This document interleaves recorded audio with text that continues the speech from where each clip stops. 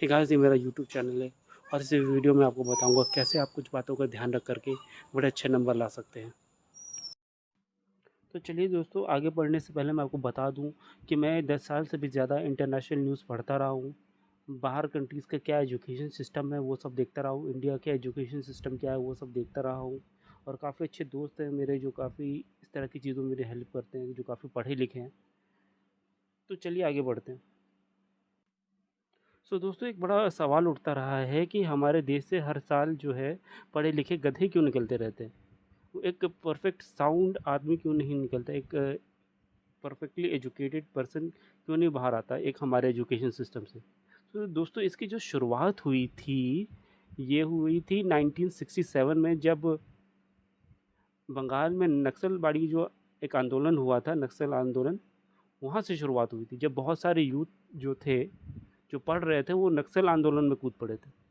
तो जब गवर्नमेंट ने देखा और जितने ब्यूरोक्रेट्स उन्होंने देखा कि यार इतने सारे जो युवक हैं वो नक्सलवादी आंदोलन सब में उतर रहे हैं, तो फिर उन्होंने क्या किया कि जो हमारा जो एजुकेशन सिस्टम है इसको थोड़ा टफ बना दिया, सो दैट कि बच्चे पढ़ाई में लगे रहें और वो इस तरह की चीज़ों में भाग ना ले।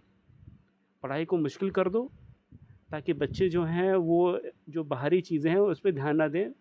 आफ्टर ऑल हर बच्चे को अच्छा नंबर लाना होता है ताकि वो कहीं बड़ी यूनिवर्सिटी में एडमिशन ले सके। तो इसलिए करके ऐसा किया गया। इसलिए दोस्तों, आप देखते होंगे जो क्लास 10th की पढ़ाई रहती है और जो क्लास इंटर की पढ़ाई रहती है, उसमें करीबन 90% का डिफरेंस रहता है।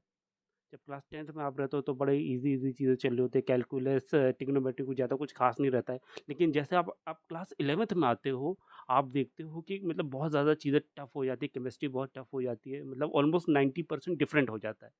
तो यही उसका मेन रीज़न है। दोस्तों, प्रॉब्लम तो है पर इसका सॉल्यूशन क्या है?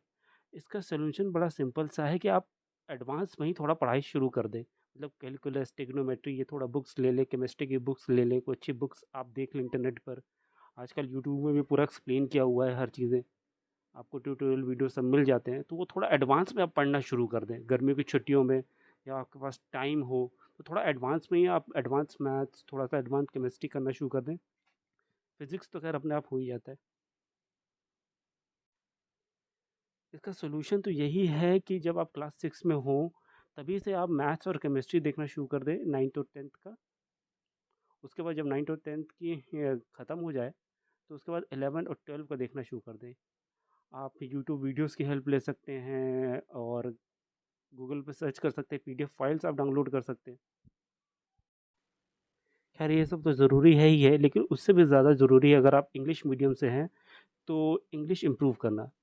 इंग्लिश इम्प्रूव करने के लिए आप कई सारे इंग्लिश बुक्स की पीडीएफ आप डाउनलोड कर सकते हैं ग्रामर्स के। जैसे हो गया रेन एंड मार्टिन का इंग्लिश ग्रामर, वो भी बहुत अच्छा था।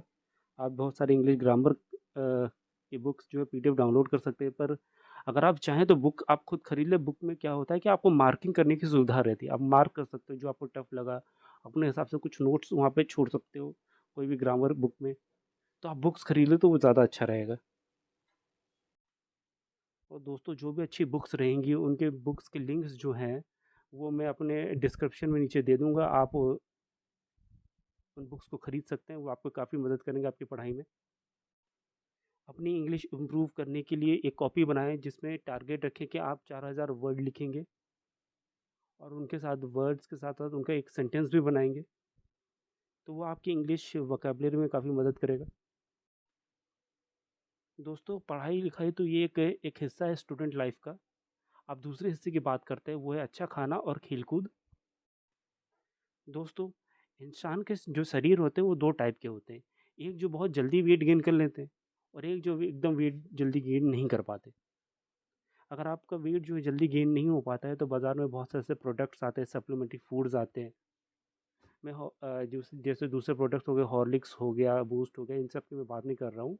जो थोड़ा हाई लेवल के हाई जो एथलीट्स के लिए आते हैं, जैसे इंड्योरा मास हो गया या फिर मसल ब्लेज, या दूसरे और प्रोडक्ट्स आते हैं जो स्पोर्ट्स एथलीट लेवल के होते हैं, वो आप ले सकते हैं, अपना वेट गेन कर सकते हैं।